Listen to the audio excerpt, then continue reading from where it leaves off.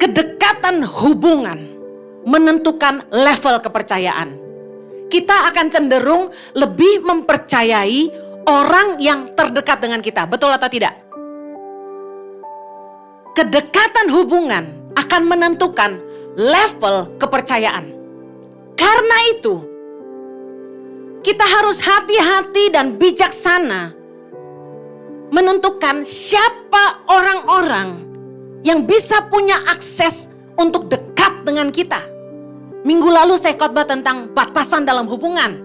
Bahwa kita nggak bisa kasih akses yang sama kepada semua orang. Kita lihat firman Tuhan, Yohanes 19 ayat ke-26. Baca sama-sama, ada di layar. Ketika Yesus melihat ibunya dan murid yang dikasihinya di sampingnya, berkatalah ia kepada ibunya, "Ibu, inilah anakmu." Ayat 27. Kemudian katanya kepada murid-muridnya, "Inilah ibumu." Dan sejak saat itu, murid itu menerima dia di dalam rumahnya. Saudara tahu bahwa Yohanes adalah murid yang paling dekat dan katanya paling dikasihi Yesus dari 12 rasul. Dan kepada Yohaneslah Yesus mempercayakan ibundanya, yaitu Bunda Maria. Kami pergi ziarah ke Turki, kami mengunjungi makam Rasul Yohanes, dan di situlah Maria tinggal bersama Yohanes di rumahnya. Luar biasa. Betapa Yesus sangat mempercayai Yohanes, sampai Yesus menitipkan ibu yang dikasihinya kepada salah satu muridnya, itu Yohanes. Saya percaya kita nggak akan menyerahkan sesuatu yang sangat berharga bagi kita kepada orang yang tidak sungguh-sungguh kita percayai. Ada amin? Saya yakin kalau Anda mau pergi keluar kota, Anda nggak akan nitip kunci rumah Anda, kunci mobil Anda kepada orang yang Anda nggak sungguh-sungguh dekat dan Anda percaya. Kalau Yesus sampai menitipkan ibunya kepada Yohanes, kita bisa lihat betapa besar kepercayaan Yesus kepada Yohanes. Makanya anak-anak muda yang belum menikah, angkat tangan. Ada? Yes, dengar baik. Kalau Anda mau nikah, pastikan Anda kenali baik-baik calon pasanganmu. Jangan beli kucing dalam karung. Karena hidupmu dan masa depanmu sangat berharga. Jangan tertipu sama casingnya. Kaya, ganteng, dibeliin hadiah terus. Waktu pacarin, diporotin terus. Anda pikir nanti kalau udah nikah, luar biasa bahagia saya. Masih pacaran diajak ke luar negeri terus. Tunggu tanggal mainnya. Kenali dulu baik-baik karakternya. Kita tuh nikah bukan sama tampangnya. Ada pria-pria yang bilang gini, "Ci, kalau makan sama-sama kan kalau lihat giginya sumbing gimana ya? Kalau nggak cakep, Ci, hidungnya masuk ke dalam gimana ya, Ci? Nggak mau lihat, masa gini I love you sayang kan nggak bisa," katanya gitu. Tapi dengar baik, kepercayaan nggak bisa lihat tampang.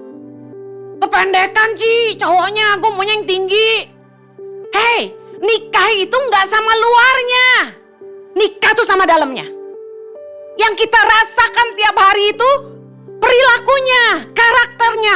Kenali baik-baik. Jangan percayakan hidupmu ke tangan orang yang gak sungguh-sungguh kamu kenali. Pernah ada yang bilang gini sama saya, "Gue nyesel kawin jaga kekudusan," kata dia gitu. Coba gue waktu pacaran gak jaga kekudusan, gue tahu kan dalamnya kayak apa. Karena ternyata urusan seksual menjadi masalah beberapa pernikahan. Tapi come on, itu bisa diatur. Yang gak bisa diatur itu karakter. Yang percaya katakan amin. Bijaklah dalam memilih orang-orang yang dekat dengan kita. Sekali lagi, karena orang-orang terdekat kita akan jadi orang-orang yang paling kita percayai, yang paling kita dengar. Saya ingin bicara bagian yang pertama. Bijaksanalah untuk memberi telingamu kepada orang-orang di sekitarmu. Level of trust, bicara soal gini. Mereka akan jadi orang-orang yang kita dengar. Makanya ada penasehat-penasehat. Jangan kasih telingamu kepada sembarangan orang, karena suara mereka menentukan keputusan Anda dan langkah hidup Anda. Mazmur 1 ayat 1, kita lihat firman Tuhan. Berbahagialah orang yang tidak berjalan menurut nasihat orang fasik, yang tidak berdiri di jalan orang berdosa, dan yang tidak duduk dalam kumpulan pencemooh. Mari periksa hidup Anda. Anda beri telingamu kepada siapa?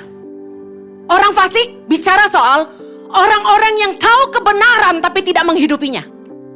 Munafik. Orang-orang yang gak mau bertobat, selalu hidup jatuh bangun dalam dosa. Yang kedua, orang-orang berdosa yang udah jelas-jelas hidup jauh dari kebenaran Allah. Yang ketiga, kumpulan tukang gosip. Saya suka dengar orang curhat sama saya ketika mereka minta nasihat saya. Tapi kalau sudah mengarah ke gosip, saya langsung hentikan. Saya bilang selesai. Saya sudah dengar, sudah cukup. Jangan duduk dengan orang fasik, orang berdosa, dan tukang gosip. Artinya apa? Jangan minta nasihat sama orang yang Anda tahu buah hidupnya nggak baik. Mintalah sama orang nasihat yang buah kehidupannya adalah gini, dia hidup takut akan Tuhan. Dia hidup melakukan firman Tuhan. Hidupnya jadi teladan. Gak cuma pintar ngomong doang. Lihat bagaimana hubungannya dengan istri dan suaminya. Bagaimana hubungannya dengan anak-anaknya. Bagaimana hubungannya dengan stafnya. Lihat bagaimana dia melakukan aktivitas sehari-harinya. Karena itu buah kehidupan. Satu kali saya dijelek-jelekkan di YouTube dengan begitu luar biasa viral. Muka saya dipampang di YouTube orang ini. Yang nonton ratusan ribu dalam satu hari. Saya syok. Terpukul. Cuma gara-gara satu kata salah ngomong, langsung diviralkan. Saya turunkan YouTube pengajaran itu. Meskipun sebenarnya kalau ditonton baik-baik, semuanya ada ayat dasar firman-Nya. Yesus yang ngomong. Tetapi saya tidak mau bela diri. Saya turunkan aja. Karena kita nggak boleh merasa benar. Kalau kita jadi batu sandungan, turunkan aja. Tapi yang saya lihat gini. Kita nggak usah bela diri. Karena gini. Buat apa saya bela? Supaya saya tampak benar? Itu kan kesombongan. Orang cukup lihat buah hidup saya. Apakah saya sesat? Sekarang kalau search di Google, ada tuh. Henny Kristianus sesat, parah nggak? Sampai saya pelayanan di Australia tahun ini ya, Pak ya, saya ke Australia Juni. Saya khotbah di satu gereja. Gembalanya bilang ke saya, ada pendeta-pendeta yang ngomong gini, kok kamu masih ngundang itu Henny Kristianus, katanya gitu. Sesat tuh orang. Oke, mari lihat buah hidupnya dong. Beneran sesat gak gua gitu kan? Sementara orang yang posting tentang saya di YouTube-nya berkali-kali biar banyak follower, biar banyak yang viewer, biar banyak apanya tuh uang bulanannya katanya. Dia isi kontennya jelek-jelekin hamba Tuhan semua. Nggak cuma saya. Sekali berhamba Tuhan besar-besar udah nggak ada yang nggak dijelekin sama dia. Jadi saya cukup sabar. Biarkan waktu berlalu, pembelaan datang dari Tuhan. Kita jangan sembarangan dengar masukan orang, lihat buah hidupnya. Firman Tuhan katakan dalam 1 Tesalonika 5 ayat 21, ujilah segala sesuatu dan peganglah yang baik. Biasanya gini, kita kalau udah deket sama orang, kita cenderung dengerin orang ini. Padahal dengar, semua orang punya kekurangan. Semua orang pasti ada cacatnya. Dan yang pasti gini, ketika ada konflik, orang cenderung membela dirinya sendiri. Jangan berkuping tipis. Kalau kita dengar masukan, laporan dari orang, ini yang saya belajar dari dulu. Dengar dari keduanya. Gak boleh berlaku tidak adil. Karena kita dekat sama dia, kita cuma dengar dia. Saya udah belajar banyak dalam hal ini. Kita pasti nggak adil karena kita lebih bela orang yang dekat sama kita. Dengar dari keduanya. Saya sih sederhana. Kalau ada orang ngelaporin apa-apa ke saya bilang gini, siap nggak diperhadapkan? Kalau omongannya benar, dia tidak takut diperhadapkan. Orang yang dolak-dalik, ngomong A lain, B lain, itu nggak akan jawabkan ucapannya. Nah yang kayak gini nggak layak didengar. Karena masukan mereka bisa mencelakakan kita. Hati-hati bergaul dengan siapa? Amsal 13 ayat 20 berkata, siapa bergaul dengan orang bijak menjadi bijak. Tetapi siapa berteman dengan orang bebal menjadi malang. Apakah bijak teman-teman Anda? Lihat dari buah hidupnya. Bijak gak pakai duit? Bijak gak pakai waktu? Contoh, pulang pagi terus. Istrinya nyariin. Anaknya gak pernah diurus. Kalau dia gak bijak, jangan bergaul sama orang seperti ini. Hidup Anda akan jadi seperti mereka. Orang bebal bicara gini, dikasih tahu gak mau berubah. Dikasih tahu gak bisa berubah. Itu bebal. Berikutnya, jangan buang sampah sembarangan. Jangan cerita masalahmu kemana-mana. Jangan broadcast pertengkaranmu dengan suami, dengan istri, ke semua kontakmu di WA. Blast ke grup. Jangan posting-posting pergumulan dan kesusahanmu di sosial media. Kenapa? Tidak semua orang berempati dengan Anda. Akan ada orang-orang yang mungkin mentertawakan, bahkan mensyukuri kesusahan Anda. Jangan dengar sembarangan orang. Yang kedua, jangan cerita ke sembarangan orang. Pilih baik-baik siapa yang layak Anda percaya. Dalam pelajaran hidup saya paling gak mau cerita rahasia ke siapapun. Karena bagi saya yang cuma bisa dipercaya cuma Tuhan. Manusia pasti ada bocornya. Saya akan akhiri dengan 3 hal. Siapakah yang layak kita percaya? Level of trust. Untuk menjadi orang yang bisa kita percaya, itu butuh pembuktian. Yang pertama, hubungan yang telah teruji oleh waktu. Waktu akan membuktikan loyalitas, kesetiaan seseorang. Matius 24 ayat 13, Yesus berkata, tetapi orang yang bertahan sampai pada kesudahannya akan selamat. Yesus melihat kesetiaan orang dalam mengikut dia. Bahwa badai kehidupan, tantangan kehidupan, tekanan, penderitaan, penyakit, apapun yang dia hadapi, tidak akan membuat dia menyerah dan meninggalkan iman. Tapi dia akan bertahan sampai kesudahannya. Siapa orang-orang yang layak kita hargai? Bicara soal waktu. Kita harus menghargai istri masa muda, bukan istri muda. Bapak-bapak dengar saya mau ulang biar bagus, biar jadi di TikTok. Hargai istri masa muda, bukan istri muda. Tepuk tangan dong, ibu-ibu. Buat suaminya. Istri masa muda itu ketika kita masih kere, jelek, kurus, kumisan, ceking, gak punya duit, bokeh, cuma bisa naik motor, gak pernah nginep hotel bintang 5. Dia setia menemani kita. Uang sayur cuma 250.000 setiap minggu, bertahan kita.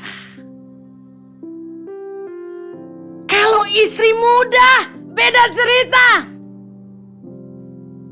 Moloi meyo cien bye-bye ah.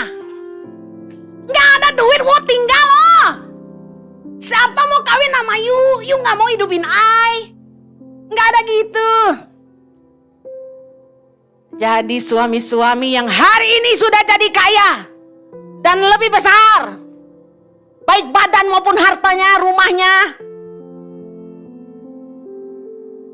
Dengar, setialah kepada istri masa mudamu. Amen.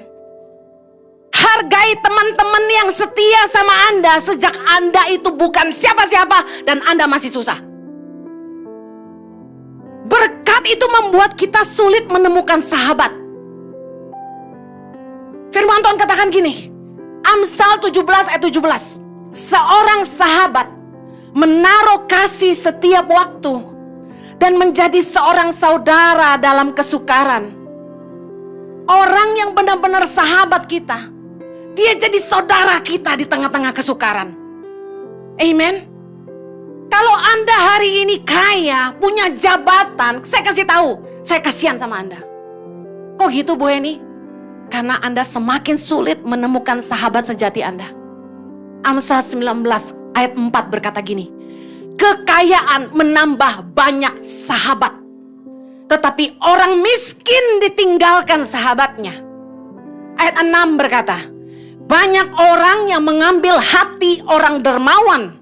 Setiap orang bersahabat dengan si pemberi.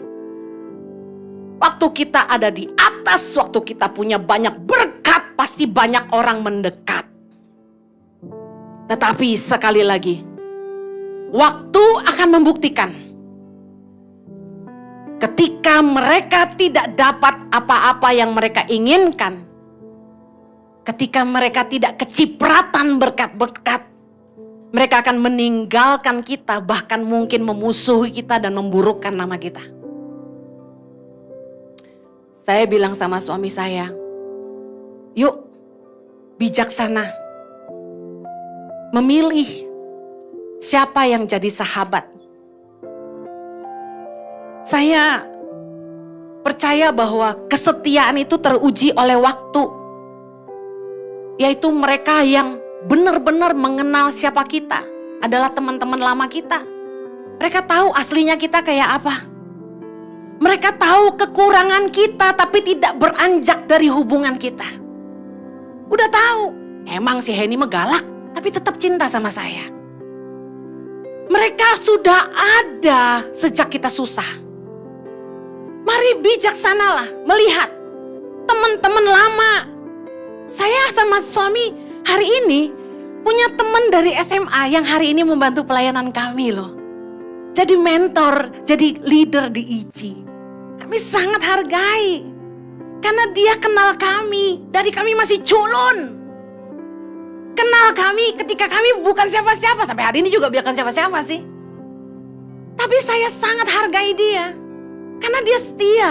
Dia terima kami apa adanya dan dia tidak menghakimi kami saat kami lemah. Dia pernah lihat saya bertengkar sama suami saya. Tapi dia tidak menghakimi saya.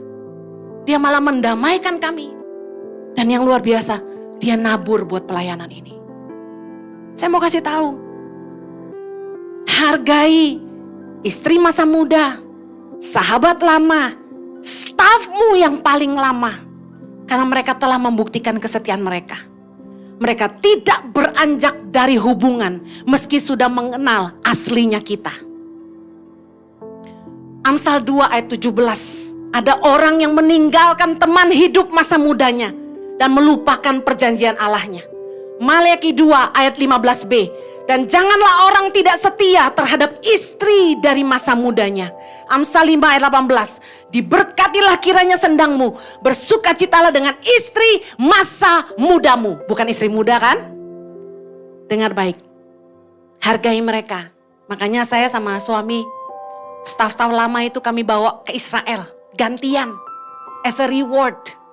Dan masih banyak lagi tentunya. Hubungan yang layak mendapat kepercayaan yang kedua adalah hubungan yang tulus dan murni. Dekat dengan kita bukan untuk apa dan karena ada apa. Saya bilang hubungan tanpa kepentingan. Orang yang paling bisa dipercaya adalah orang yang dekat sama kita gak ada kepentingan apa-apa. Mereka justru ada untuk menolong kita. Saya tadi udah singgung soal kekayaan dan berkat membuat kita sulit menemukan sahabat. Tapi waktu akan membuktikan bahwa orang-orang yang memang gak punya kepentingan, Meskipun mereka tidak diuntungkan, mereka akan ada dengan kita. Yang terakhir, orang-orang yang bisa dipercaya adalah hubungan di atas dasar kasih. Berapa banyak Anda yang ingin sungguh-sungguh tahu siapa orang yang benar-benar mengasihi Anda? Angkat tangan. Are you ready? Mari. Lukas 12 ayat 34. Karena di mana hartamu berada, di situ juga hatimu berada. Pernah dengar ayat ini? Listen to me. Kita akan tahu siapa yang benar-benar peduli dan sayang sama kita, yaitu mereka yang tidak sungkan mengeluarkan isi dompet mereka untuk membantu kita. Dengar, orang-orang yang bukan sekedar kepo dan mau tahu aja, tapi mereka mau disusahin, tidak hanya komentarin hidup kita. Orang-orang yang mengasihi kita adalah orang-orang yang mau disusahin, nggak sekedar ngomentarin hidup kita. Kalau komentar mah banyak, tapi berapa banyak orang yang sungguh-sungguh mau berkorban untuk Anda? Dengarkan orang-orang yang mau berkorban, bayar harga, nggak cuma komentar aja. Yesus berkata gini, Matius 16 ayat 24. Setiap orang yang mau mengikut aku, ia harus menyangkal dirinya, memikul salibnya, dan mengikut aku. Bicara soal apa? Hubungan itu kalau sungguh-sungguh di atas dasar kasih, orang mau bayar harga. Orang yang cuma mengejar berkatnya saja akan kecewa dan meninggalkan Tuhan ketika dia mulai ngalami yang namanya susah. Matius 19 ayat 29. Dan setiap orang yang karena namaku meninggalkan rumahnya, saudaranya laki-laki atau saudaranya perempuan, bapak atau ibunya, anak-anak atau ladangnya, akan menerima kembali 100 kali lipat dan akan memperoleh hidup yang kekal. Saya mau akhiri gini. Orang yang sungguh-sungguh mengasihi Tuhan, dia akan mau berkorban dan meninggalkan apapun yang Tuhan mau dari hidupnya. Untuk kami berdua meninggalkan Australia dan semua yang kami sudah bangun selama 10 tahun di sana, saya cuma mau bilang ini, nggak mudah. Tapi apa yang Tuhan kerjakan dalam hidup kami hari ini, saya bisa katakan kepada saudara, nggak ada artinya apapun yang kami tinggal dulu. Tapi waktu kita dituntut meninggalkan semuanya, mampukah kita? Karena kasih yang sesungguhnya bicara soal pengorbanan. Meninggalkan anak-anak saya waktu kecil untuk pergi ke pedalaman, menolong anak-anak lain di Indonesia, sangatlah memedihkan hati saya. Setiap malam sebelum saya ke airport, saya nangis sambil peluk anak-anak saya. Anak saya masih kecil. Axel baru 1 tahun waktu saya pergi meninggalkan dia, dia masih baby. Saya ingat saya buang ASI di seluruh Indonesia. Belum 1 tahun waktu itu. Tapi saya lakukan karena saya mengasihi Tuhan. Kalau Anda bicara, saya mengasihi istri saya mengasihi sahabat saya mengasihi gereja ini. Pertanyaan saya, Anda berani korban gak? Karena kebanyakan orang cuma mau ambil buat dirinya sendiri. Apa yang enak buat dia, apa yang menguntungkan buat dia. Saya sangat bersyukur minggu lalu kita ngalami yang namanya mati lampu. You know what? Never happen. Ever. Tetapi jemaat tidak beranjak. Di tengah panas-panas dan gelap, semuanya cinta Tuhan, menyembah Tuhan, dengar firman Tuhan. Applause buat saudara. Man, I'm telling you, orang Kristen zaman sekarang cari parkir susah gak ke gereja. Kursi kurang empuk gak gereja. Panas gak ada LED gak gereja. WL-nya sumbang gak gereja. Drumnya kekencengan gak gereja. Kalau kita mengasihi Tuhan, jangan datang dengan mental gini. Gelap banget sih gerejanya, mati lampu lagi. LED-nya kurang gede. plafon? Kedinginan, tadi pagi pada kedinginan. Sekarang kepanasan ya. Dengar baik, attitude mengasihi itu gini. Gereja ini butuh apa lagi ya? Nyalain AC sebanyak ini listriknya berapa ya? Berani korban. Bukan cuma datang jadi beban. Kalau kita sungguh-sungguh mau pilih orang yang sungguh-sungguh bisa kita percaya, adalah orang-orang yang gak cuma tahu ngomentarin hidup kita, tapi mereka mau disusahin juga. Amen. Saya akhiri, bijaksanalah memilih siapa yang kita dengar, siapa yang dekat dengan kita, karena kita akan percaya sama mereka. Hubungan yang layak dipercaya itu teruji oleh waktu. Yang kedua, hubungan yang tanpa kepentingan. Yang ketiga, hubungan atas dasar kasih yang murni kepada kita. Amen.